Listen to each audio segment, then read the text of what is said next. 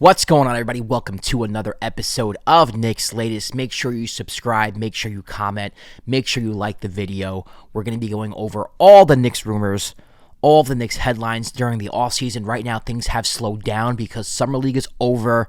Free agency's all but practically over, with the exception of those restricted free agents who are most likely going to sign back with their teams anyway. So it's a slow month for the NBA, for the New York Knicks, although the Knicks still have that one spot open on their roster that they're looking to give a vet minimum 4 or 2, and it has been reported by Scoop B that that person most likely is going to be Ben Simmons. Now, Ben Simmons is somebody who we've talked about 2 or 3 times here on the show. This isn't new news. This isn't like breaking news. I'm not telling you anything new, but as of right now, it's looking like that position is going to go to Ben Simmons.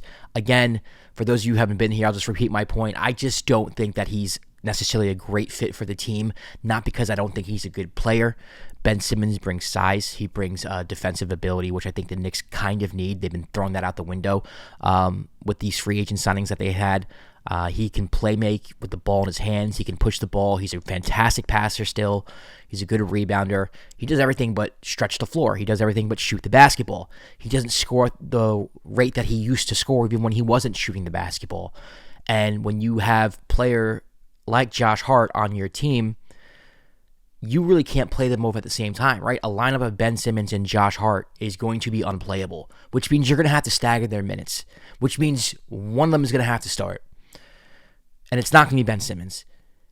We'll get into the starting lineup conundrum later. There was an article by Christian Winfield that I want to talk about. But my whole point is you already have a problem with Josh Hart not shooting the basketball well from 3. He shot 33% last year, which is a reason why many Knicks fans wanted him out of the starting lineup, because it caused issues with that starting lineup with Karl-Anthony Towns.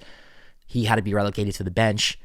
You already had issues with that. Why are you bringing somebody else in who is going to play when he's not on, but you're always going to have somebody on the court who's not stretching the floor? I think that Ben does bring a lot of valuable things to a team, the ones that I just mentioned, but I do think the way that the roster is made up, unless Josh Hart becomes a threat from three-point range again, this doesn't really make any sense. You're going to have to stagger both of their minutes if Ben does get any playing time, and when you do stagger those minutes, you're always going to have somebody who's not going to be able to stretch the floor, period. So to me, I like Ben. I think he's gotten, I wouldn't say a bad rap throughout the years. I think people forget how good he was when he first entered the league in his first couple years in the league, 3 or 4 years, whatever it was, when he was an all-star. I think people forget how good he was and the potential that was there.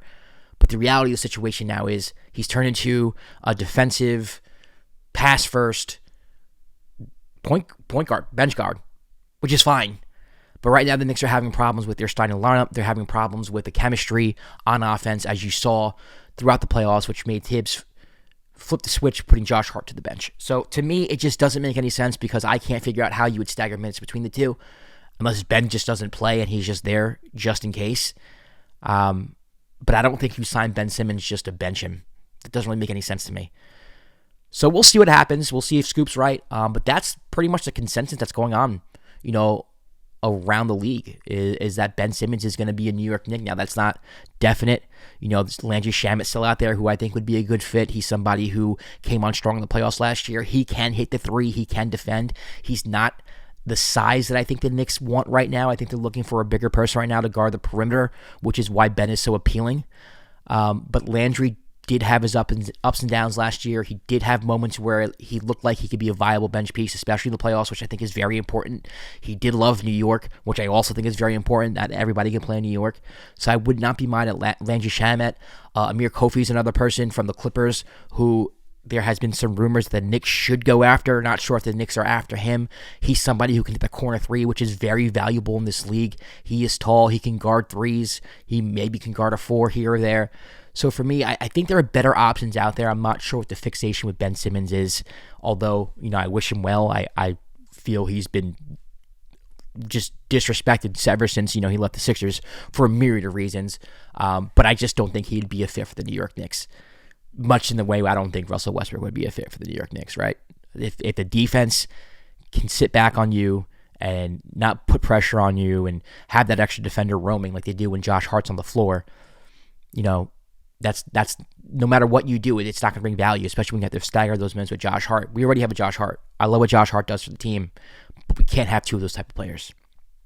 I want to talk to you about an article that I read in the New York Daily News by my friend Christian Winfield. He was talking about how the New York Knicks do have a starting lineup conundrum. What's that going to look like? So let me know in the comments what you think the starting lineup should be. Of course, last year, Tom Thibodeau finally went with the starting lineup that Knicks fans were clamoring for, which was Brunson, Bridges, Anunoby, Towns at the 4, Mitchell Robinson at the 5. It took the Knicks from being a bottom 10 defensive team to a top 10 defensive team immediately. And I think that's the lineup that they should be going with.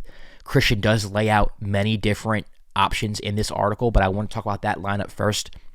You take Josh Hart out of the starting lineup, you put him on the bench, which I think he's better at anyway. It doesn't mean he doesn't get a lot of playing time. You just bring him in with a unit where now he can be, I wouldn't say a main focal point, but he can run the break, he can handle the ball, he can be a bigger part of the offense, which I think he can be, especially within the second unit. I think he'd be more encouraged to score the basketball. I think he would shoot more. I think he'd feel more comfortable asserting himself in a lineup where he feels like he might have to do so. So I think it would benefit Josh Hart. And then on the flip side, with the Knicks starting lineup, you put Cat at the 4. You could bring him out on the perimeter, which is why you got him in the first place, right? You wanted all this spacing. You wanted this pick and roll with Jalen Brunson and Karl-Anthony Towns. You wanted someone who could shoot the 3. That's why you got Karl-Anthony Towns. He's dynamic on the offensive end. Let's use that dynamic. When Josh Hart was in the lineup, they would put the big on Josh Hart, kind of have him roaming in the middle so that everybody was kind of double teamed when they were trying to drive. They put the small on Karl-Anthony Towns, which forced him to go into the post and play a big man game, which is fine. He's good at it, but we would rather Karl-Anthony Towns doing what he's special at, which is being one of, if not the best 3-point shooting big in the world ever, if we're being honest. So to me, that makes the most sense. You also cover up a lot of the defensive deficiencies with Jalen Brunson and Karl-Anthony Towns. That's a big reason why a lot of Knicks fans and a lot of media doesn't think that the Knicks can win a championship, is because you're going to have two defensive liabilities out there on the floor in Brunson, in Towns, in late game situations. But when you have Mitchell Robinson in the back end, it covers up for a lot. Especially when you have Mikal Bridges and OG Anunoby as your wings. Those are 2+ defenders who can help out as well. So for me, it just makes most sense to have Mitch start. Christian mentioned inserting Deuce McBride into the lineup, which I thought was interesting, instead of Mitch. So it would be Jalen Brunson, Deuce McBride, Karl-Anthony Towns, Mikal Bridges, and OG Anunoby, with Cat at the 5. That's a 5-out type of offense, which I think would be really interesting, but you have a very small backcourt. Deuce, I think, is best off the bench. He's somebody who has worked his ass off to get where he is. Wouldn't mind to see some spot starts. Actually, wouldn't even mind seeing that particular lineup. I'm not sure if I would like it starting, but maybe some minutes here and there to see how it goes, if Mike Brown could stagger that correctly.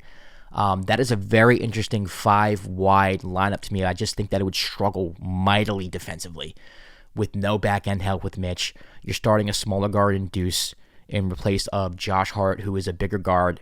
I wouldn't say a better point of attack defender, but a different type of point of attack defender who can guard bigger guards.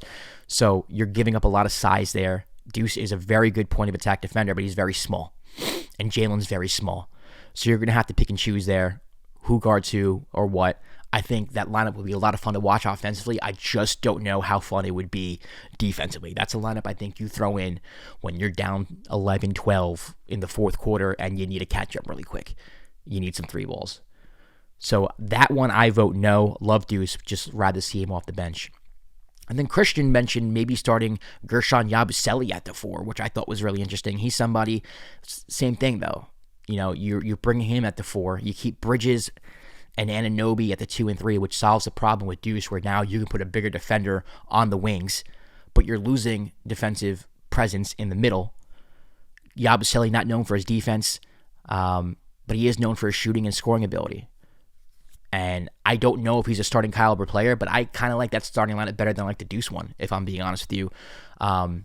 Because you still stretch the floor, you still get the advantages with the Deuce lineup, but you don't get the disadvantage with the Deuce lineup where you can actually play bigger wings. So to me, the Knicks have a very interesting decision here to make. Mike Brown particularly has a very interesting decision to make. Do you keep the starting lineup they had last year with Josh Hart starting? Obviously, we saw the benefits at the beginning of the year, but when defenses adjusted and put their big guy on Hart, things changed. And you saw the problems it caused in the playoffs last year. So I don't think that's an option, but we'll see. We don't know what Mike Brown's thinking. I know that he's very keen on ball movement, off-ball movement. I can see him wanting to go 5 wide. I think all these are options, but I do think the most obvious answer here is Mitchell Robinson inserted into the starting lineup, and you run with the team and with the lineup that basically almost got you to the NBA Finals. All right, listen, going to update you as much as I can going forward. Obviously, there's not a lot of things going on in July. The Knicks have one more roster spot. When they fill that, we'll talk about it. Let me know what your trade suggestions are. Hit the trade machine. Would love to react to them. Make sure you comment. Make sure you like the video. Subscribe. We're trying to build a huge Knicks community here of Knicks fans, positive Knicks fans that want to critique the organization, of course, but let's be respectful about it. So make sure you hit the subscribe button. I'm Josh Rodriguez. Follow me on Twitter at Josh_Rodriguez_ and send me all these trade suggestions. I want to go over them on the show. All right? I'll see you tomorrow for another episode of Knicks Latest. Peace.